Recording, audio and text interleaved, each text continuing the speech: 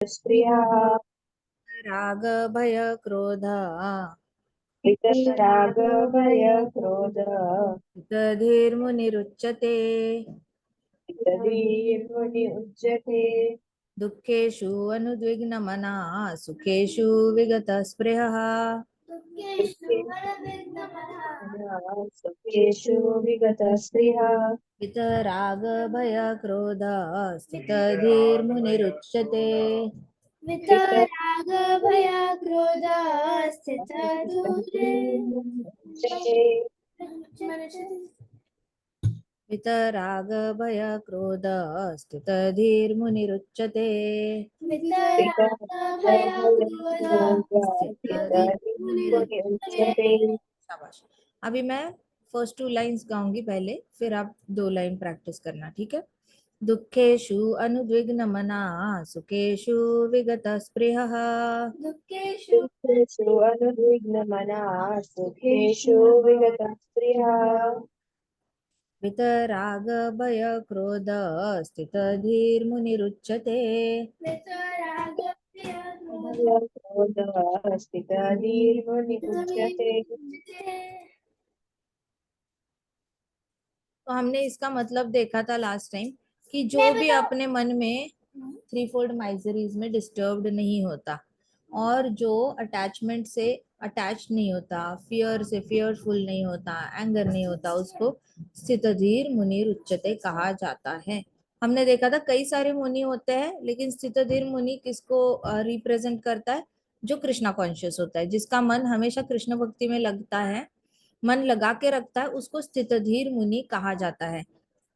हमने एग्जाम्पल्स देखे थे, जुई ने हमें लिख कर भी भेजा था ग्रुप में कि ग्रुप में भेजा था ना, या मुझे अलग से भेजा था? ग्रुप में भेजा था जुई ने। तो ग्रुप में भेजा था वित राग के एग्जाम्पल्स, वित भय के एग्जाम्पल्स और वित क्रोध के एग्जाम्पल्स, राइट? सबको याद है? देखा था क्या सबने इसका? जुई ने जो यस माता जी। 3 कॉलम भेजे थे, है ना? हमने देखा था वितराग में किस किस को अटैचमेंट नहीं है। तो हमने देखा था गौर किशोर दास बाबा जी को अटैचमेंट नहीं है। 1 मिनट में शेयर करती हूँ स्क्रीन, ठीक है? नया शेयर करती हूँ स्क्रीन ताकि आपको ये क्लैरिटी आ जाए। ऑलराइट, देखो यहाँ पे वितराग गौर किशोर दास बाबा जी। वितराग मतलब क्या है? जिसको अटैचमेंट नहीं होता। अटैचमेंट किसको नहीं थी? गौर किशोर दास बाबा जी को नहीं थी, हरिदास ठाकुर जी को नहीं थी, अकिंचन दास कृष्णदास बाबा जी को इतने अटैचमेंट नहीं थी। परीक्षित महाराज भी डिटैच हो गए थे जल्दी से राज्य से। माधवेंद्रपुरी है, गोपीज है, गोपियों को तो बिल्कुल भी किसी चीज से अटैचमेंट नहीं थी। फिर रूप गोस्वामी, सनातन गोस्वामी, शिबी राजा। तो ये सारे एग्जाम्पल्स है स्थितधीर मुनि के। स्थितधीर मुनि जिनके अंदर अटैचमेंट नहीं है।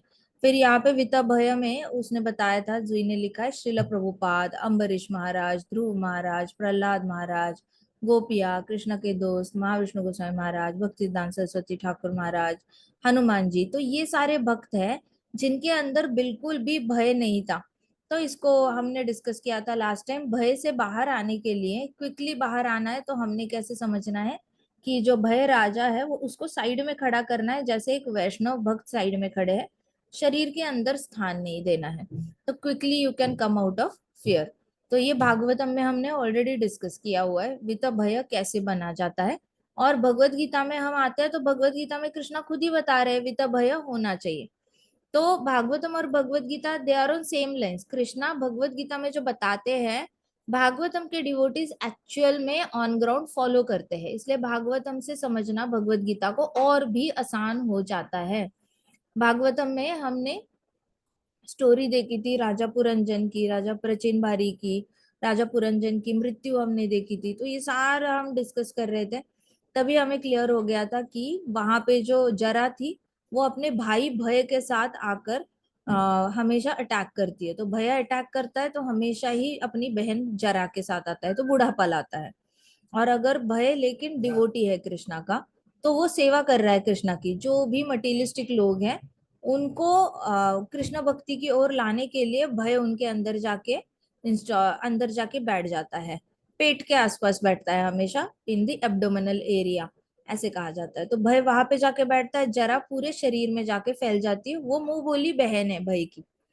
तो हमने डिस्कस किया था कि अच्छा इससे बाहर कैसे आया जाए। तो नारद मुनि जी ने आंसर दिया था उस पे कि भय जो है वो हमेशा अपनी बहन के साथ आएगा।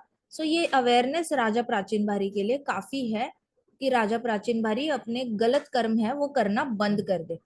तो विता भय में श्रील प्रभुपाद जो है, अम्बरीश महाराज है, ध्रुव महाराज है, इन लोगों ने अपने शरीर में यवन राजा भय को कभी जगह नहीं दी थी। इन्होंने हमेशा भय को एक अच्छे से यूज किया था। हमने एग्जाम्पल भी देखा था कि अगर रोड क्रॉस कर रहे हो, लेफ्ट राइट देख रहे हो और रोड क्रॉस कर रहे हो, इसका मतलब यवन राजा साइड में खड़ा है, वो आपको हेल्प कर रहा है कि अभी रोड क्रॉस करनी चाहिए या नहीं। तो भय आपको असिस्ट कर रहा है। लेकिन अगर भय आपके अंदर होगा तो आप रोड के किनारे ही खड़े रहोगे, समंदर के हमेशा किनारे खड़े रहोगे, समंदर में खेलने भी नहीं जाओगे, वाटर स्पोर्ट नहीं करोगे, या फिर पहाड़ पे सिर्फ खड़े रहोगे, पहाड़ पे चढ़ोगे नहीं, पहाड़ के नीचे ही खड़े रहोगे। भय इतना ज्यादा होगा तो आप कुछ भी एक्टिविटी नहीं कर पाओगे अगर हमारे अंदर आ गया तो। लेकिन ध्रुव महाराज ने जंगल चले गए थे बिना किसी एनिमल के डर के। प्रभुपाद अमेरिका चले गए, अपने 2 हार्ट अटैक्स आए थे, फिर भी उन्होंने डरे नहीं, वो नए कंट्री में जाने के लिए अकेले अकेले, वो भी 70 की उम्र में, जब रिटायरमेंट करके घर पे बैठते हैं लोग और हर छोटी चीज से डरते हैं 70s की उम्र में लोग कि अरे अरे हार्ट अटैक ना आ जाए, ये नहीं खाऊंगा, वो नहीं खाऊंगा, ये नहीं करूंगा, वो नहीं करूंगा। उस उम्र में प्रभुपाद ने रिस्क ली और अमेरिका चले गए। ऑलराइट, तो उनको भी भय नहीं लगा था बिल्कुल भी। और फिर हमने देखा था अम्बरीश महाराज दुर्वासा मुनि के श्राप से बिल्कुल भी नहीं डरे थे। वैसे तो दुर्वासा मुनि से दुनिया डरती है, वो जैसे ही आते हुए दिखते हैं तो सबको पता होता है कि थोड़ा भी गलती हो गई कि गए हम, श्राप मिलेगा मिलेगा ही मिलेगा। सो दुर्वासा मुनि से डरते हैं, लेकिन अम्बरीश महाराज नहीं डरे थे उनके श्राप से। फिर प्रहलाद महाराज अपने पिता इतनी ज्यादा उसका मर्डर करने पे तुले हुए थे, हिरण्यकश्यपु, वो भी नहीं डरे। सो विता भय मतलब क्या? वो स्थित धीर मुनि होता है, वो मुनि जिसके अंदर भय नहीं होता, वो मुनि जिसके अंदर राग नहीं होता, अटैचमेंट नहीं होता और क्रोध नहीं होता। क्रोध तो आपको पता ही है, शिव जी है, उन्होंने दक्ष पे क्रोध नहीं किया था। परीक्षित महाराज ने क्रोध नहीं किया जिसने उस पे श्राप किया, जिन्होंने उन पे श्राप किया दिया। फिर नित्यानंद प्रभु ने भी गुस्सा नहीं किया था इन पे, जगाई मधाई पे। सो ये हमारे पास एग्जाम्पल्स है जिससे कि जुई ने हमें बताया था कि हमने भी डिस्कस किया था, लेकिन जुई ने बहुत अच्छे से इसका ये बनाया, टेबल बनाया। So from this table we understand Bhagavad Gita like Bhagavatam and Vaishnava literature. Vaishnava literature भी इसमें हमारे पास आ गया, प्लस हमारे पास भागवतम भी आ गया और भगवत गीता भी आ गई। सो जब आप भगवत गीता पढ़ते हो ना, तो ऐसे संपूर्ण तरीके से पढ़नी चाहिए जिससे कि आपको ज्यादा अच्छे से समझ में आता है कि मैंने बनना कैसे है। वित राग मतलब मैंने कैसे बनना है, वित भय मतलब कैसे बनना है, और वित क्रोध कैसे बनना है। Coming back to the shloka, हमने डिस्कस किया था कि यहाँ पे स्थित धीर मुनि मतलब क्या है। तो प्रभुपाद बताते हैं जो कृष्णा कॉन्शियस इंसान होता है उसकी मति हमेशा स्थिर रहती है। जब उसको बिल्कुल भी 1% भी डाउट नहीं रहता कि कृष्ण ही भगवान है, तब जाके उसकी मति जो है वो स्थिर हो जाती है।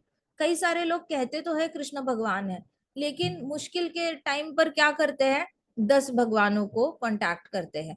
फिर कभी कभी इतने एक्सट्रीम दुख हो जाता है तो माला जाप करना बंद कर देते हैं, कभी कभी मंगल आरती करना बंद कर देते हैं। एक्सट्रीम दुखों में लोग क्या करते हैं, कृष्ण कृष्ण भक्ति छोड़ देते हैं। सो तब पता चलता है कि अरे ये स्थितधीर मुनि है या नाम का मुनि है। मुनि कई तरीके के होते हैं, ज्ञानी भी मुनि होते हैं, फिर ध्यानी भी मुनि होते हैं, कर्मी भी मुनि हो सकते हैं। बट स्थितधीर मुनि एक ही होता है जिसकी मति स्थिर हो चुकी है एक जगह पे। अब उसके अंदर ना रिसर्च करने की कोई इच्छा नहीं है। रिसर्च मतलब यहाँ जाके पता करूं क्या कृष्णा कॉन्शियसनेस ही सही है, वहां जाके पता करता हूँ क्या कृष्णा कॉन्शियसनेस ही सही है। ये उसके अंदर जब डाउट नहीं रहता उसको कहा जाता है स्थितधीर मुनि। वासुदेव सर्वमिति स महात्मा सुदुर्लभा। जब उसको पता चल जाता है, अंदर से ही जवाब आ जाता है कि कृष्णा कृष्ण कृष्ण तुम ही भगवान हो, बाकी कोई भगवान नहीं है। जब उसके अंदर ये स्थिरता आ जाती है तो ऐसा महात्मा बहुत दुर्लभ होता है, ऐसे कहा गया है। नाउ व्हेन यहाँ पे बताया था such fully Krishna conscious person is not disturbed in miseries, threefold miseries, he accepts all miseries as mercy of Lord। हाँ, हमने यहाँ पे करा था राइट, कि पिछले जन्मों के कर्मों के हिसाब से हमें इस जन्म में रिजल्ट्स मिलते हैं। इसलिए जब भी इस जन्म में ऐसा लगे मेरे ऊपर अन्याय हो रहा है, मुझ पे कुछ गलत हो रहा है, मेरी गलती नहीं है, फिर भी मेरे ऊपर दुख आ रहे हैं, मैं कितना भी कोशिश करूं मैं दुखों को टाल नहीं सकता, ऐसे वैसे जब बहुत सारे सवाल आपको घिर जाए, प्लीज प्लीज ओवर थिंकिंग में नहीं जाना। ओवर थिंकिंग वाले लोगों को माइग्रेन हो जाता है। क्या हो जाता है? क्या हो जाता है ओवर थिंकिंग वाले लोगों को? माइग्रेन। माइग्रेन। माइग्रेन मतलब आपके सर की नसें जो है वो गर्म हो जाती है सोच सोच के। आप सोचो आपका कंप्यूटर बहुत देर से ऑन है, और कंप्यूटर पे आपने कोई प्रोग्राम रन किया है, बहुत देर से कंटिन्यूअस चल रहा है चल रहा है चल रहा है। आपका मोबाइल पे भी आपने कुछ तो ऑन करके रखा है, कंटिन्यूअस मोबाइल चल रहा है, तो गर्म होता है या नहीं? मोबाइल गर्म होता है, कंप्यूटर गर्म होता है या नहीं होता? Yes ma'am. वैसे हमारा ब्रेन की नसें होती है, आपकी हर एक विचार हमारे मस्तिष्क के नसों में घूमता है। आई बात समझ में? जब आपको बुरा लगता है तो वो शरीर के नसों में जाके वो विचार छिप जाता है, और वो बुरा लग रहा है, बुरा क्यों लग रहा है, मेरे साथ ऐसा क्यों हुआ, क्यों क्यों क्यों क्यों क्यों। तो नवकिंत स्वामी महाराज कहते थे कि आप क्यों क्यों क्यों क्यों बोल के सर क्यों फोड़ना चाहते हो। ये हमारे जो सन्यासी महाराज होते हैं ना, इनको क्लियर पता होता है क्यों क्यों क्यों क्यों, ये सवाल आता ही है मस्तिष्क से, ऊपर से आता है। और जो इंसान बार बार क्यों क्यों क्यों, ऐसे कैसे, क्यों ऐसे कैसे, ऐसे नहीं होना चाहिए, ऐसे होना चाहिए, तो ओवर थिंकिंग वाले लोग हमेशा ऐसे सोचते हैं, तो उनका मस्तिष्क में बड़ा ये हो जाता है, पेन होने लगता है, माइग्रेन होने लगता है। तो हमारे सारे क्यों का आंसर प्रभुपाद ने इस परपॉट में दिया है, जहाँ प्रभुपाद कहते हैं कि आपको जो भी दुख तकलीफें आ रही है, उस क्यों का आंसर आपके पिछले जन्मों के कर्मों में छुपा हुआ है। पिछले जन्म में आपने जो पाप किए होते हैं, उसकी वजह से इस जन्म में आपको भुगतने के लिए आता है। तो ऐसा नहीं है कि इस जन्म में आप कुछ गलत कर रहे हो इसलिए आपको इसी जन्म में भुगतने को आ रहा है। इस जन्म में तो जो गलत कर रहे हो उसका भुगतना आपको अगले जन्म में है ही है, उसमें तो कोई डाउट ही नहीं है। लेकिन इस जन्म में जो दुख आ रहे हैं, उस क्यों का आंसर ढूंढने की कोशिश मत करो। उस क्यों का आंसर ऑलरेडी भगवत गीता में मिल गया है कि ये पिछले जन्म में मैंने कुछ तो गलत किया है, जिसके बदले में मुझे बहुत ज्यादा तकलीफ होनी चाहिए थी, लेकिन उसके बदले मुझे सच में बहुत कम तकलीफ हो रही है। नहीं तो मेरी तो मतलब बिल्कुल ही भौतिकवादियों की तरह बैंड बज जानी थी, ज्यादा तकलीफ आनी थी, ज्यादा लेवल की तकलीफ। लेकिन मेरे पास तो ऐसी कोई ज्यादा लेवल की तकलीफ नहीं है। महाराज इतने अच्छे से कहते थे, महाराज कहते थे कि देखो ना, भक्त लोग हैं, भक्तों को भक्त मिल जाता है बात करने के लिए, भक्तों के दुख आपस में भक्त लोग बांट लेते हैं, भक्त लोग समझ भी लेते हैं एक दूसरे के दुख, फिर भक्त लोग एक दूसरे को मोटिवेट भी कर लेते हैं कि चलो ये भौतिक जगत ही ऐसा है, जाप करो, जाप करो, भागवत पढ़ो, भगवत गीता पढ़ो, क्लास आ जाओ, मंदिर आ जाओ, प्रोग्राम अटेंड करो, हमारे साथ यात्रा चलो, चलो प्रसादम खाते हैं, चलो यात्रा में डांस करते हैं, चलो कीर्तन पे डांस करते हैं, आ जाओ प्रभु जी, आ जाओ माता जी, माला की सेवा करते हैं, पुस्तक वितरण करते हैं। तो कोई आपको दुखों में अकेला नहीं छोड़ता। तो महाराज कहते थे कि हम कितने ज्यादा नसीब वाले हैं कि हमारे पास हम दुख में अकेले नहीं है। लेकिन भौतिकवादी सोचो, भौतिकवादी बेचारे ऐसे लोग हैं, उनके पास चाहे भी तो वो लोग किसी के साथ शेयर नहीं करते अपनी दिक्कतें। वो जिससे भी शेयर करने जाते हैं वहां पे उनको नुकसान ही होता है, जिसको भी बताने जाते हैं वो इंसान उनको फायदा कर लेता है, फायदा कर लेता है, नहीं तो नीचा दिखा देता है। तो उनको एक दो बार ऐसा आ जाता है अनुभव, तो वो किसी को बताना ही बंद कर देते हैं। तो महाराज कहते थे कि उनका दुख कितना ज्यादा है, पिछले जन्म के जो उन्होंने कर्म किए हैं, उस कर्मों के इक्विवेलेंट रिजल्ट्स उनको मिल रहे हैं। इक्विवेलेंट मतलब जितना सीवियरिटी का उन्होंने पाप किया है, उतनी ही सीवियरिटी के दुख उनके पास आ रहे हैं, और ऐसे आ रहे हैं कि वो किसी को बता भी नहीं सकते, इतने ज्यादा उनको बताने में शर्म आती है, इतने ज्यादा दुख आ रहे हैं देखो उनके पास। और हम भक्त लोग हैं, हमारे पास थोड़ा थोड़ा दुख आता है, हम जल्दी जल्दी एक दूसरे में बोल लेते हैं, बांट लेते हैं, उस बैग को वहीं पे रखते हैं और आगे बढ़ जाते हैं। तो हमारी जो दुखों की जो गोनी होती है ना, वो गोनी हम हमेशा साइड में रखे रहते हैं भक्तों, तो भक्तों की लाइफ तो वैसे बहुत बेटर होती है एज कम्पेयर टू जितने भी मटीरियलिस्टिक लोग हैं। इसलिए प्रभुपाद कहते हैं कि आपका जितना भी क्यों है ना दिमाग में, जब भी आएगा क्यों, जैसे उस दिन वसुधा ने बोला था कि कम मार्क्स आए, क्यों आए, फिर कभी कभी मम्मा ने डांटा, मम्मा ने क्यों डांटा, फिर आगे जाके ऐसे लगता है कि अरे अरे अरे आगे जाके ऐसा होगा, क्यों क्यों। So what ever, any time आपको ऐसा क्वेश्चन आता है कि उसके क्यों ज्यादा आए, मेरे कैसे कम आए, मैं तो भक्ति करता हूँ, मेरे कम कैसे आए। So when ever you have such question, you already have answer. हमने प्रैक्टिस से भी देखा था कि कैसे पिछले जन्म में हमारे इक्वेशंस होते हैं उन लोगों के साथ। वो आत्मा है, हम सब लोग आत्मा है। सो आत्मा आत्मा का अपना अपना एक एक इक्वेशन बना रहता है, जैसे -2 + 2 = 0, -2 + 3 = 1। तो ऐसे करके कुछ ना कुछ इक्वेशन बना रहता है, और इक्वेशन के हिसाब से ही इस जन्म में आपको जो है वो रिटर्न में कुछ ना कुछ आता रहता है। ठीक है। So he sees that his miseries are by grace of Lord minimise to lowest. Krishna की कृपा है। हमने टेक्निकली भी देखा था कि कैसे कृष्णा मीडिएट करते हैं, मतलब कैसे कृष्णा बीच में ही आते हैं और हमारे दुख कम करते हैं। होता क्या है कि जैसे हम हरि नाम लेते हैं, हरे कृष्णा कृष्णा कृष्णा हरे हरे, हरे राम राम राम हरे हरे। अब ये एक मंत्र बोलने से चित्रगुप्त की डायरी में हमारे पिछले करोड़ों करोड़ों जन्मों की एक बड़ी सी लिस्ट लिखी रहती है। इसकी हत्या की, इसको थप्पड़ मारा, इसको लात मारी, इससे चोरी की, इसकी प्रॉपर्टी करी, इसको डकैती डाली, यहाँ पे इसको थप ये किया वो किया। चित्रगुप्त के पास बड़ी सारी लिस्ट रहती है पापों की। जैसे ही हरे कृष्णा महामंत्र बोलते हो तो होता क्या है, चित्रगुप्त के लिस्ट में एक एक वैनिश होती रहती है। वो लिस्ट से एक एक एंट्री वैनिश होती है, वैनिश मतलब गायब होती रहती है। तो होता क्या है, अभी चित्रगुप्त को वो लिस्ट में दिखता ही नहीं। अब हमने हरिनाम थोड़ा सा लिया और बीच में हमने ब्रेक ले लिया हरिनाम में, हमें लगा ओ 15 दिन भक्ति कर ली बहुत हो गया, थोड़ा 2 दिन माया माया खेल लेता हूँ, कुछ नहीं होता। आज ही मेरे पास एक प्रभु जी आए थे, वो बोल रहे थे कि मैंने 3 महीने कंटिन्यूअस चैंटिंग की, पिछले 7 दिन से मैं चैंटिंग नहीं कर पा रहा हूँ। मैं जितना भी कोशिश करता हूँ, मैं ऑफिस नहीं जा पा रहा हूँ, मैं चैंटिंग नहीं कर पा रहा हूँ, मैं खाना नहीं खा पा रहा हूँ, मैं पानी नहीं पी पा रहा हूँ। तो एक बार आप ब्रेक लेते हो तो वापस रीस्टार्ट करने में बड़ी मुश्किल हो जाती है, बहुत ही ज्यादा मुश्किल होती है। तो अगर हमने बीच में ब्रेक लिया, अब वो 7 दिन में हम चैंटिंग कर सकते थे लेकिन नहीं किया। तो हो सकता है अभी इतनी बड़ी लिस्ट है चित्रगुप्त के पास, मिलियंस एंड मिलियंस पाप हमने करे हुए हैं। कभी चींटी को मारा, कभी किसी कबूतर को मारा, कभी किसी मच्छर को मारा, पता नहीं क्या क्या लिस्ट में लिखा होता है चित्रगुप्त के। बहुत सारे लिस्ट होती है, लंबी लिस्ट होती है, इन्यूमरेबल कहा गया है।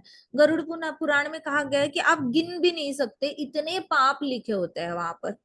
तो अभी एक एक वैनिश तो हो रही है, लेकिन बीच में कभी कभी तो आप हरिनाम ले ही नहीं रहे हो ना, तो नहीं ले रहे हैं, कृष्णा के बारे में नहीं सोच रहे हैं, तो बीच का एक आध पाप होता है जो रिटर्न में, मानो पिछले किसी जन्म में हमने चींटी को मारा है, एक ही चींटी को मारा है, तो किसी का तो मर्डर किया है ना हमने, तो आइडियली देखा जाए तो इस जन्म में किसी ने आके हमारे भी सर पे पाव रखना चाहिए और ऐसे ऐसे करके हमें मसल देना चाहिए। यस और no, equal and opposite reaction ऐसी दिखती है ना। हमने किसी को पाव से मसला, अभी कोई सर पे हमारे पाव रखेगा और हमें भी मसल देगा। लेकिन ऐसा होता है क्या, प्रीवियस टाइम पे जो हरिनाम लिया होता है उसकी वजह से होता क्या है, वो चींटी के अंदर जो आत्मा थी वो आएगी, इंसान बन के आ सकती है या मच्छर बन के आ सकती है, हो सकता है कोई छोटा सी ये भी बनकर आ जाए, मधुमक्खी बनकर आ जाए। अब वो आके काटेगी तो हमें लगेगा मुझे क्यों काटी, मुझे क्यों काटी, देखो कितना बड़ा फोड़ा आ गया। तो अरे बेवकूफ, तेरे को फोड़े से तो खुश हो जा, तेरा फोड़ा आया है तो खुश हो जा, नहीं तो वैसे तो तेरे सर पे पाव रख के तेरे को मसल देना था उसने, तूने पिछले जन्मों में उसको मसल दिया है, उसके बदले में तेरे को बस फोड़ा आया है एंड यू आर क्राइंग। सो कृष्णा की कृपा से होता क्या है कि हमें अगर उस इक्वल एंड ऑपोजिट रिएक्शन आने लग गई ना, तो हम मनुष्य जन्म में सस्टेन ही नहीं हो पाएंगे। हम आते ही जन्मते ही नेक्स्ट डे हम मरना डिजर्व करते हैं। हमें पता नहीं कौन से पिछले जन्म में हम नॉन वेजिटेरियन थे, हो सकता है ना किसी भी पिछले जन्म लिए हैं, कभी तो हम आदिवासी रहे होंगे, वहां पे हमने कुछ भी खाया होगा, भूख लगी है तो हो सकता है तब उस जमाने में हमारे पास कुछ गैस वैस की फैसिलिटी नहीं होगी, कुछ भी हो सकता है।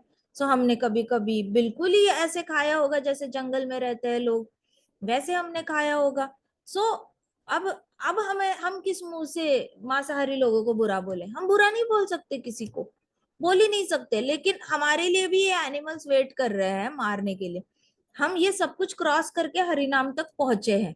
अब अब जब रिजल्ट आता है तो भक्त कभी कंप्लेन नहीं करता।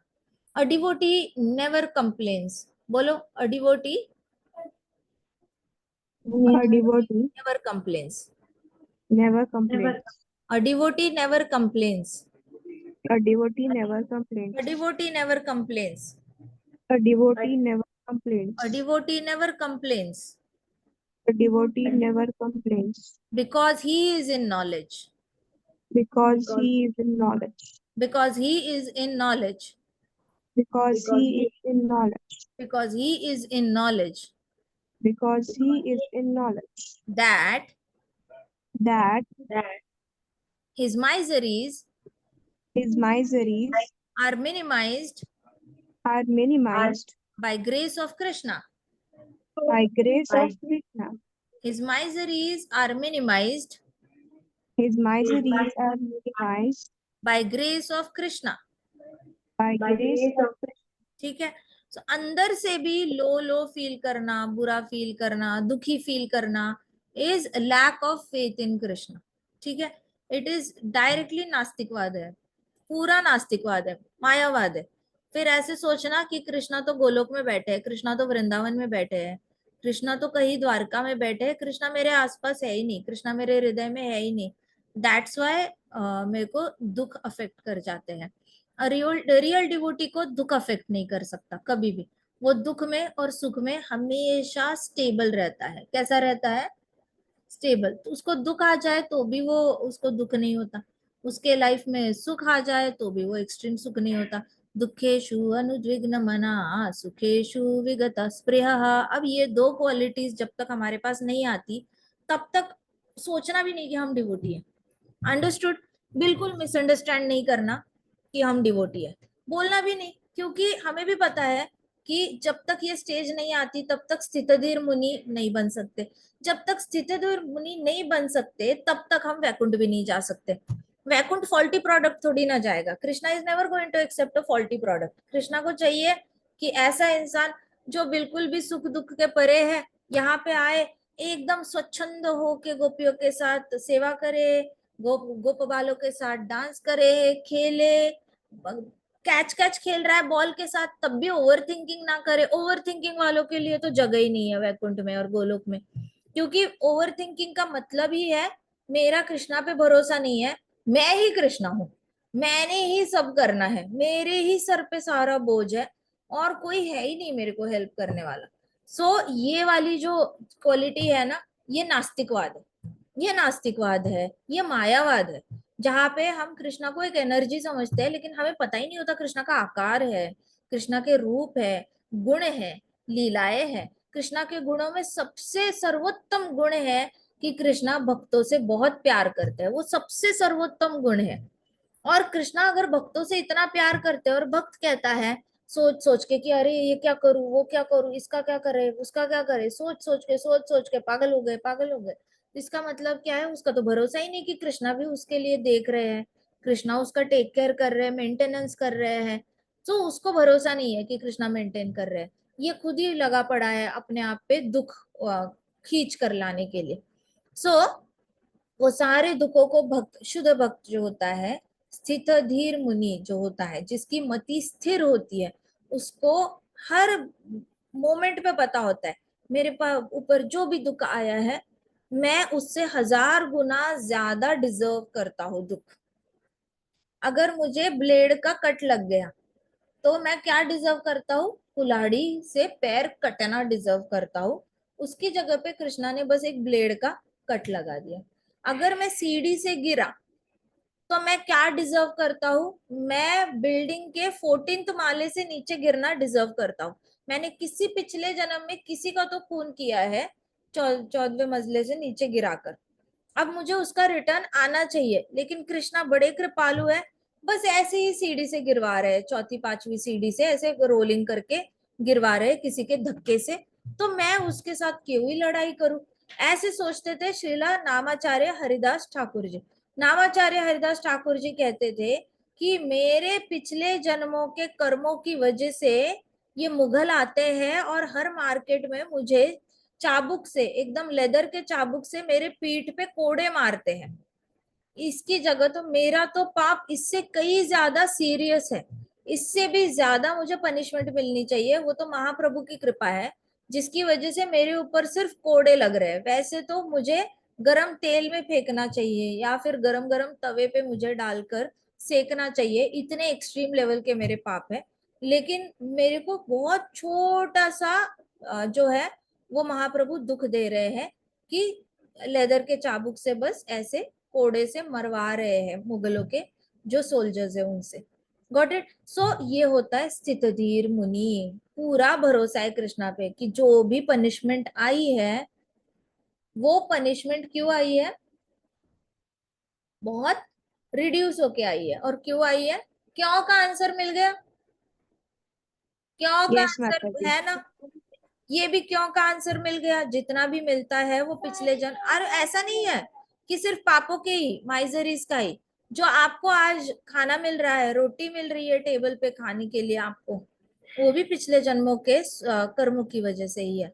पिछले जन्मों में आपने किसी को खाना खिलाया होगा, आप किसी की माता रहे होंगे, किसी के पिता रहे होंगे, आप खेती खेती करके आपने बहुत सारा अनाज उगाया होगा, बहुत सारे लोगों को जब वो अनाज आपने दिया होगा, बेचा होगा, जो भी किया होगा, लेकिन आप अनाज देने की आपके हाथों से अनाज बटा होगा, तो वो दिया गया अनाज आज आपको वापस पेट में खाने के लिए मिल रहा है।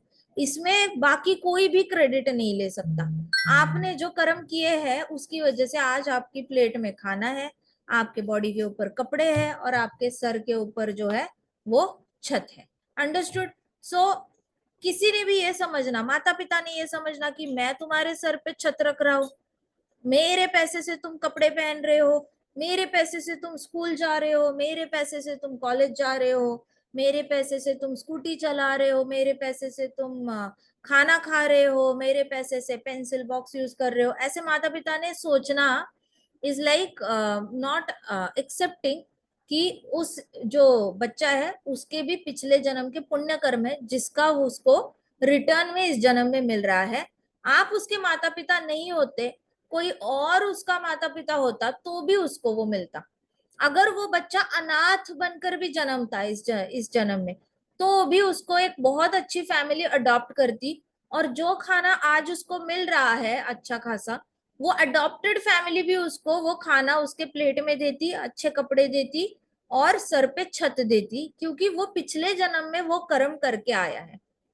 सो एक्सेप्टिंग कृष्णा एज वासुदेव सर्वमिति, ये कोई एक सेंटेंस नहीं है, ये एक्शन है। अंडरस्टूड। ये प्रॉपर एक्शन है। आपका पूरा दिन वासुदेव सर्वमिति में बीत सकता है अगर आप कृष्ण को याद रखो। जैसे ही हम अपने आप को कर्ता समझ लेते हैं तो वासुदेव सर्वमिति के एंटी वासुदेव सर्वमिति हो जाते हैं हम। एंटी मतलब कि मैं तो समझता ही नहीं, कृष्ण ही सब कुछ है। मुझे ऐसे लगता है कि 50% मैं हूँ और 50% कृष्णा है। 50% काम मैं कर रहा हूँ, 50% कृष्णा कर रहे हैं। मेरा पूरा भरोसा नहीं है कि 100% कृष्णा ही कर रहे हैं। और इस पे भी भरोसा नहीं है कि कृष्णा ने भगवत गीता में बोला है कि पास डीड्स के हिसाब से तुम्हें फल मिल रहे होते हैं। मुझे इस सेंटेंस पे भी भरोसा नहीं है। सो मुझे कृष्णा के सेंटेंस पे भरोसा नहीं है, इसका मतलब क्या, मुझे ईर्ष्या है कृष्णा से। अगर मेरी कृष्णा से ईर्ष्या है तो मैं भक्त कैसा भला, क्योंकि ईर्ष्या तो दुश्मन से की जाती है, दोस्तों से ईर्ष्या तो कर ही नहीं जाती। तो मैं तो अर्जुन की तरह कृष्ण का दोस्त भी नहीं बन पाया, मैं तो ईर्ष्या करके कृष्ण का तो दुश्मन बन गया, मैं तो ठहरा दुर्योधन कैटेगरी में। So we have to understand Vasudeva सर्वमिति बहुत बड़ी कंसेप्ट है, जहां पे हमें सुख में और दुख में हर चीज में कृष्णा की कृपा देखनी है। ठीक है, एवरीबडी विथ मी, समझ यस आ रहा है। माता जी। हाँ माता जी। So when he is happy, he gives credit to Lord, thinking himself unworthy of happiness. जब वो खुश रहता है तो वो सारा क्रेडिट कृष्णा को देता है। जैसे रिपोर्ट कार्ड आ गया, आपको बहुत अच्छे मार्क्स मिले, आप जंप कर रहे हो जॉय के साथ, तो आप रिपोर्ट कार्ड जाके कृष्णा के सामने रखोगे। आपको कोई नई ड्रेस मिल गया, नया पेन मिला, आपको कुछ भी ऐसा नया मिला, तो आप जंप कर रहे हो जॉय से, आप जाके कृष्णा के सामने रख रहे हो। So he is happy, he gives all the credit to the lord. वो जब भी खुश होता है तो कहता है कि हाय कृष्णा की कृपा की वजह से कितना अच्छा हुआ। और फिर उसको दुख होता है तो उसको लगता है कि हाय पिछले जन्म में मैंने तो एक्सट्रीम पाप किए हैं, उसके हिसाब से तो कम ही दुख आया है, चलो कृष्णा की कृपा है, कम लेवल का दुख दिया, देखा जाए तो इतना उससे भी बुरा हो सकता था। So he realizes that it is due only to the Lord's grace that he is in such comfortable condition, able to render better service. तो जब भी आप comfortable position में रहते हो, comfortable क्या है, आपके पास घर में सोफा है, बेड है, आपको कंफर्ट है, बैठने का कंफर्ट है। सोने के लिए अगर बेड है तो सोने का कंफर्ट है आपके पास। खाने के लिए किचन है, डाइनिंग टेबल है, तो आपके पास खाने का कंफर्ट है। आप कंफर्टेबल कंडीशन में हो तो वो तब भी आप सोचते हो ये बस कृष्णा की वजह से है कि मेरे पास इतनी अच्छी अच्छी कंफर्टेबल चीजें हैं, तो मैंने और ज्यादा अच्छे से सेवा करनी है कृष्णा की। क्या सोचता है भक्त?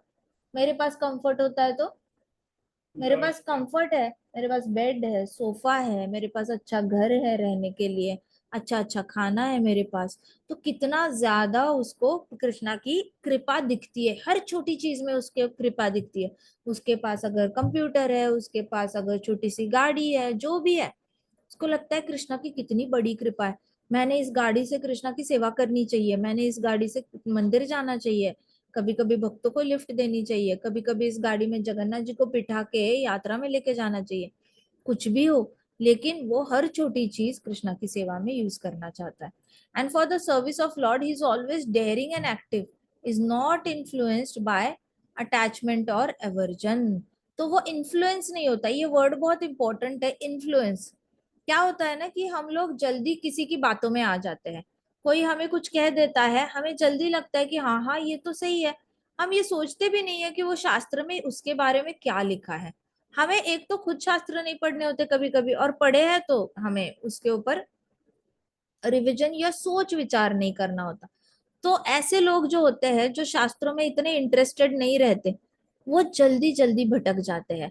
आप कितनी भी हरि कथा कर लो, आप कितना भी जाप कर लो, कितना भी सेवा कर लो, जो करना है कर लो, आप श्रवणम कीर्तनम विष्णु स्मरणम में नवविधा भक्ति है, वो सारी भक्ति करो। लेकिन अगर आपको कृष्णा की लीलाओं में इंटरेस्ट नहीं है, मान लो आपको कृष्णा ऑपरेट कैसे करते हैं ब्रह्मांड को, कृष्णा कैसे हैंडल करते हैं, पहला और दूसरे कैंटो में, भागवतम का पहले स्कंद में भी आपको अगर इंटरेस्ट नहीं है, भागवतम में ही इंटरेस्ट नहीं है, कृष्णा के भक्त कैसे जीते हैं, कृष्णा के भक्त कैसे अपनी लाइफ, वो कैसे वितराग वित भय वित क्रोध होते हैं, तो उनके जैसे मैं कैसे बनूं, ऐसी कोई भी क्यूरियोसिटी नहीं होगी, तो आप जल्दी से जो भी ऐरा गहरा नत्थु गहरा आपके सामने आएगा, आप जल्दी से उससे इन्फ्लुएंस हो जाओगे।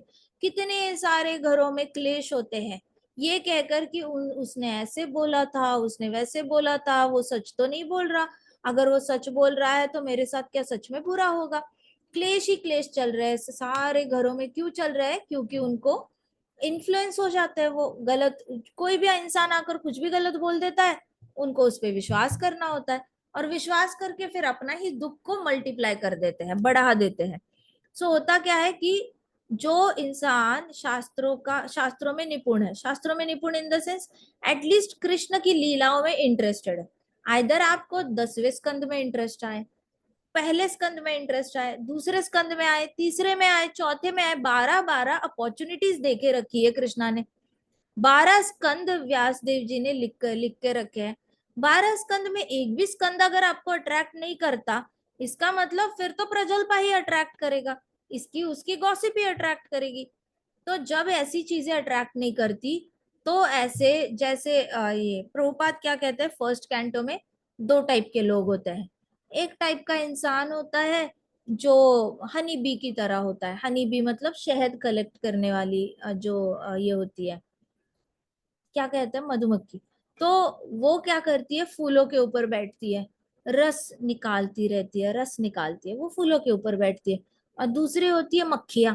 मक्खियां किस पे बैठती है, गटर के ऊपर जाएगी, और बाहर खुला खाना पड़ा है, जो ऐसे स्ट्रीट फूड होता है, रास्ते पे जो खाना बेचते हैं लोग, वहां पे जाके वो खुले खुले खाने पे बैठती है। जहाँ पे भी खुला मिल गया उसने वहां पे बैठ जाना। और वो मैक्सिमम उसको पसंद क्या है, नाले का जो पानी होता है, गटर का जो पानी होता है, वहां पे जाके रहना उसको पसंद होता है। वो बच्चे पैदा करती है तो जलेबी के ऊपर बच्चे नहीं डालती, वो अंडे नहीं डालती, वो हमेशा नाले में जाके ही डालेगी।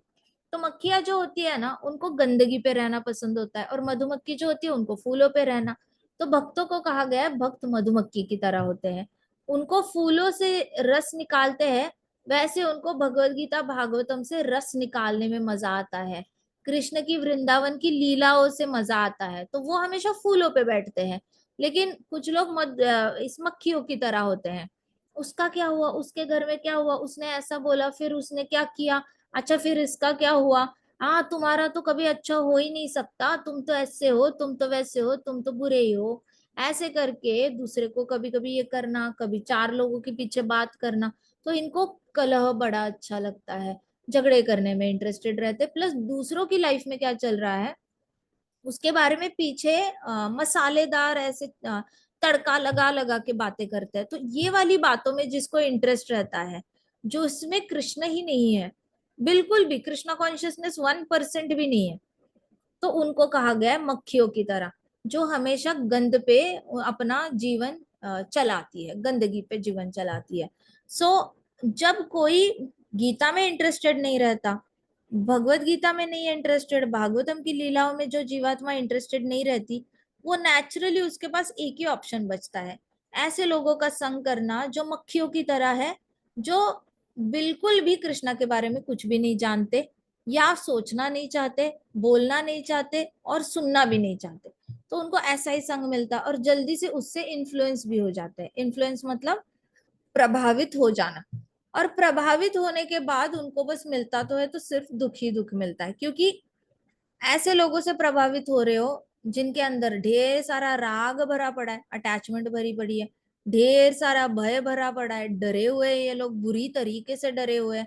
उनको पैसा खोने का डर है, सुंदरता खोने का डर है, अपनी कामयाबी खोने का डर है, अपनी अच्छी इमेज खोने का डर है, बच्चों को खोने का डर है, पत्नी को खोने का डर है, पता नहीं क्या क्या डर लेके बैठे हैं ये लोग। माता पिता को खोने का डर है, ऐसा नहीं कि मृत्यु से खोने का डर है, उनको ऐवे ही लगता है कि माता पिता को खो देंगे, बात नहीं करेंगे माता पिता हमसे एंड ऑल दैट। सो इनके अंदर इतने सारे डर भरे हुए हैं, ये लोग इतने अटैच्ड है गलत गलत लोगों से, इनकी संगति गलत है, उसके बाद इनके अंदर क्रोध भी बड़ा है। आज आपके साथ दो मीठी बातें कर लेंगे, लेकिन टाइम नहीं लगेगा, कुछ गलत हो गया, झगड़े हो गए, तो आपका गला पकड़ने में भी इनको टाइम नहीं लगेगा।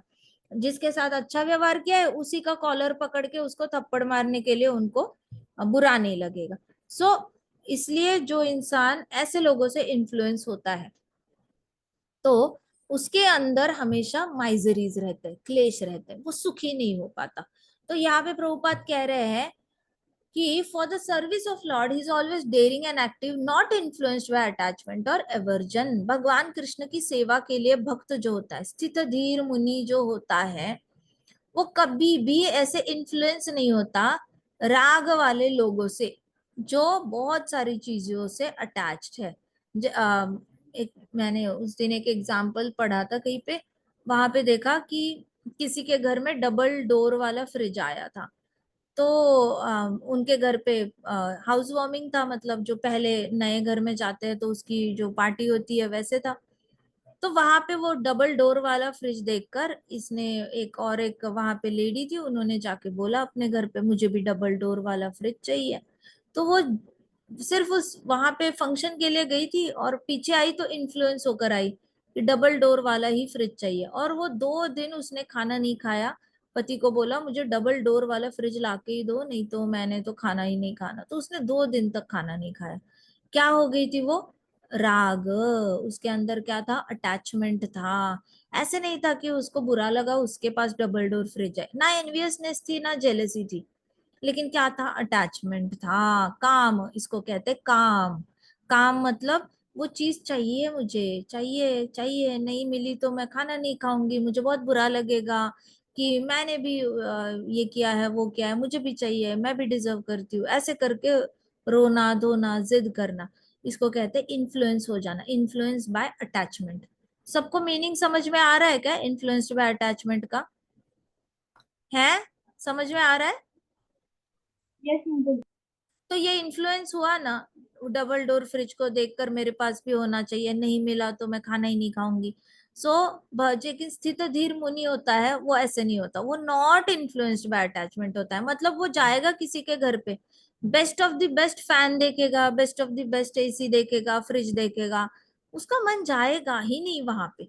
उसको उसको लगेगा है तो सही, मेरे पास पंखा तो है ही है, भगवान ने दिया हुआ है। अच्छा मेरे पास पंखा नहीं है, चलो मेरे पास नेचुरल हवा तो है ही, हमारी फार्म कम्युनिटी है, हम खेतों में रहते हैं, हमारे पास तो नेचुरल हवा है। तो कितना भी उसके पास कुछ भी ना हो तो भी वो दूसरे के घर में जाके उसके अंदर अटैचमेंट नहीं आती, किसी भी चीज के लिए नहीं आती। So attachment means accepting things for one's own sense gratification. देखो अटैचमेंट का मतलब क्या है, मुझे डोर डबल डोर वाला फ्रिज चाहिए। क्यों चाहिए? क्योंकि मुझे बड़ा अच्छा लगेगा, उसका दरवाजा खोलो, ढेर सारा जगह है उसमें सामान रखने के लिए, मुझे अच्छा लगेगा। ये मेरी इंद्रिय तृप्ति हुई ना। तो मेरी इंद्रिय तृप्ति है और मुझे चाहिए, तो मुझे आसक्ति हो रही है उसके साथ। सो अटैचमेंट का मतलब क्या होता है कि कोई भी चीज ऐसे एक्सेप्ट करना जैसे मेरी ही खुशी के लिए बनी है और किसी की खुशी के लिए नहीं बनी है, इसको कहते हैं अटैचमेंट। अब आपके पास सपोज गुलाब जामुन है, कृष्णा को भोग लगाया है आपने, और प्रसादम खाने वाले हो आप, वो अटैचमेंट हुई या डिटैचमेंट हुई? माता जी डिटैचमेंट। हाँ जी, वो डिटैचमेंट हुई, क्योंकि आपने खाते वक्त भी ऐसे नहीं सोचा कि ये मेरे लिए बना हुआ है। आपने खाते हुए सोचा ये तो कृष्णा के लिए बना हुआ है, मैं तो कृष्णा जो दे रहे वही खा रहा हूँ। Alright. And detachment is absence of sensual attachment, मतलब आपको उसके अंदर की इंद्रिय तृप्ति आप माइनस कर देते हो। मतलब क्या, गुलाब जामुन भोग लगाया है, प्रसादम में गुलाब जामुन मिलने वाला है, घर में अचानक से गेस्ट आ गए, मेरे प्लेट में गुलाब जामुन नहीं आया तो भी मैं डिस्टर्ब नहीं होऊंगा। आई विल से थिंक कि हाँ कृष्णा को नहीं देना था इसलिए नहीं दिया, इट्स ओके, कोई बात नहीं। तो वो इंद्रिय तृप्ति के लिए गुलाब जामुन नहीं खाता, वो कृष्णा ने गुलाब जामुन दिया है इसलिए खाता है। सो एक रिसर्च हुआ था कि इतने सारे लोग इंडिया के टेम्पल्स है, बाहर के टेम्पल्स है, बाहर भी कई सारे टेम्पल्स होते हैं ना, तो जो लोग वैराग्य होते हैं, वैराग्य मतलब उन्होंने घर बार छोड़ दिया होता है, और ये लोग वहां का जो खाना खाते हैं, भगवान को भोग लगाया हुआ खाना खाते हैं, कभी कभी हर एक का अपना अपना देवता लोग होता है, सब लोग कोई ना कोई भोग लगाते हैं। एशियन कंट्रीज में तो बहुत ही कॉमन है, सब लोग किसी ना किसी को भोग लगा रहे होते हैं। सो होता क्या है कि वहां पे वो भोग लगा के खाते हैं, तो उनके अंदर इतनी खुशी होती है खाते वक्त कि वो गुलाब जामुन की जगह 10 गुलाब जामुन खाए ना तो भी उनको डायबिटीज नहीं होता। लेकिन वही भौतिकवादी अगर 2 गुलाब जामुन की जगह आधा गुलाब जामुन भी खा जाए ना तो उसकी शुगर हाई हो जाती है, उसका ज्यादा। ऐसा क्यों होता है? क्योंकि जब भी आपका खाना स्पिरिचुअलाइज हो जाता है, आप उसमें, आपको पता होता है कि ये मेरे लिए नहीं है, ये भगवान का है, भगवान मुझे दे रहे हैं। ऐसी खुशी से जब आप खाना खाते हो, प्रसादम को पाते हो, तो आपके शरीर में खाना नहीं जा रहा होता है, आपके शरीर में बहुत ही ज्यादा एक्स्ट्रा शक्ति वाली मेडिसिन जा रही होती है। तो आपका खाना जो है वो आपका मेडिसिन बन जाता है, आपकी सेहत में बहुत हेल्प करता है। और जब आप भौतिकवादियों की तरह डायरेक्टली खाना बनाए ऐसे ही खा रहे हो, तो तब क्या होता है, आपको लगता है कि ये मेरे लिए बना है, मेरे लिए बना है, मैं खा रहा हूँ, ओहो 2 नहीं खाने चाहिए, मेरी शुगर बढ़ जाएगी, मैं एक ही खा लेता हूँ।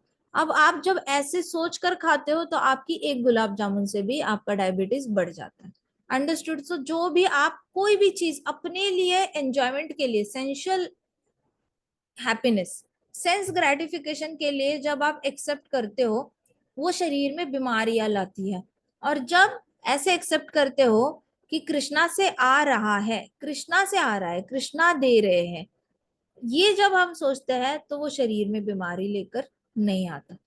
सो but one fixed in Krishna consciousness has no attachment nor detachment. Prabhupada कह रहे हैं कि कृष्ण भक्ति में जो होता है ना, उसको आसक्ति भी नहीं होती और अनासक्ति भी नहीं होती, मतलब वो बड़ा न्यूट्रल सा होता है। उसकी लाइफ में सिर्फ कृष्ण ही कृष्ण होते हैं, सुबह उठते हैं तो भी कृष्ण की सेवा, सोते वक्त भी कृष्ण की सेवा, दिन भर भी कृष्ण की सेवा। तो उसको पता ही नहीं होता कि मैं किससे अटैच्ड हूँ और मैं किससे डिटैच्ड हूँ, वो सोचता भी नहीं है क्या मैं अपने कंप्यूटर से अटैच्ड हूँ, क्या मैं अपने लैंप से अटैच्ड हूँ, बेड से अटैच्ड हूँ, किससे अटैच्ड हूँ, उसके बारे में नहीं सोचता वो। वो सिर्फ इतना ही सोचता है कि कृष्ण की नेक्स्ट सेवा क्या करनी है, मैंने कृष्ण की नेक्स्ट सेवा क्या करनी है, नेक्स्ट सेवा क्या करनी है, इतना ही सोचता है। इसलिए ऐसे भक्त को कहा जाता है neither attached nor detached, neither attached nor detached. आज ही मैं किसी से बात कर रही थी, उन्होंने कहा कि मैंने उनको पूछा कि अच्छा आपको ये तकलीफ हो रही है, आपने इसको तकलीफ से बाहर आने के लिए क्या क्या किया? तो कहते कि मैंने योगा किया, मैंने योगा किया, मेडिटेशन किया, और फिर मैंने प्राणायाम किया। मैं कहा सही बात है, तो इसको क्या है? फिर मैंने कहा क्यों किया? कहते कि मैं ना प्रॉब्लम से डिटैचमेंट चाहती थी। तो ये होता है, आपको डिटैचमेंट चाहिए तो आप किसी और चीज से अटैच हो जाते हो।